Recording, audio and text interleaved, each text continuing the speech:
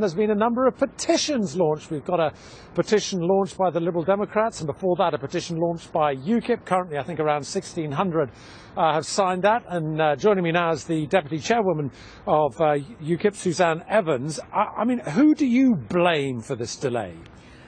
I think this, to put it bluntly, reeks of a sort of joint establishment cover-up. 10 billion spent on the war, 10 million spent on the inquiry, and still no answers. This was a war that was waged in our name, using our money, and we deserve to know the answers. And if the establishment cannot pull it together and get it out, then I don't think it speaks very much about the trust that the people should have in them. Well, when you say establishment, I mean, what do you mean? Do you mean the civil service, or do you mean Tony Blair, or do you mean Sir John Chilcot? Who do you think actually has held this up? I think it's clearly, as you intimated in your introduction, Sir John Chilcot. Why didn't he send it out earlier? Are people like Tony Blair rattling sabres behind the scenes?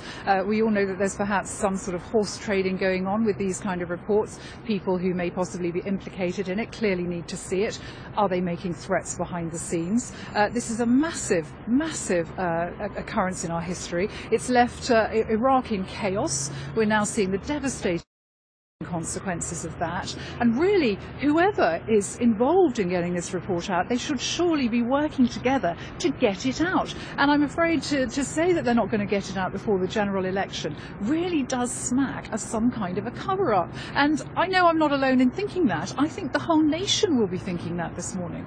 Do you think there is any mechanism for forcing the report to be published before the general election? We know Sir John Chilcot's been called before a select committee. You've launched a petition. Do you think there is actually any trigger that could force this report out before the election? I think what I'd like to see is the leaders of all the political parties saying it must come out before the election. Nigel Farage has already made that call, and I'd like to see all the other political parties do it too. Come on, take some responsibility here. Man up. Get that message out, and let's try and bring it forward. I think it's an important issue that people do need to have resolved, so that they know who might have been implicated in what, and that's only fair. And I believe in democracy and honesty, and that's what we want to see from our politicians as well. And of course people can sign our petition at releasechilcot.com. We heard Nick Clegg this morning saying that he thought people would think the report was being sexed down. How seriously do you take the concern that people will suspect that this is somehow being neutered, it's being whitewashed because of opposition from those criticised in it?